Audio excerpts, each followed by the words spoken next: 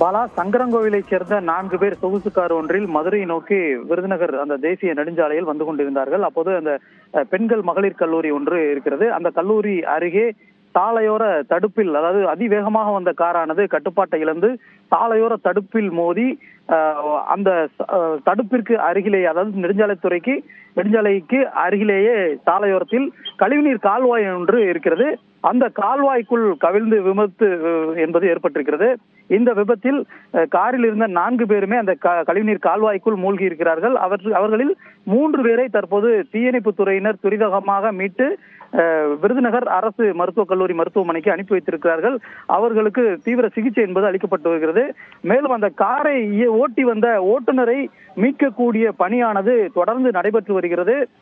அந்த மீட்பு பணியில் மிகவும் சற்று ஆழமாக இருப்பதன் காரணமாக காரின் அடிப்பகுதியில் அவர் சிக்கி இருப்பதால் அவரை மீட்பதில் கடுமையான சிக்கல் என்பது ஏற்பட்டிருக்கிறது.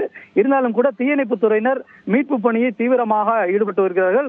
3 பேருமே பலத்த காயமடைந்து உயிருக்கு ஆபத்தான நிலையில் தான் சிகிச்சை பெற்று வருவதாக கூறப்படுகிறது. இந்த நிலையில் தான் மேலும் ஒருவரை மீட்கக்கூடிய பணியானது தொடர்ந்து நடைபெற்று வருகிறது.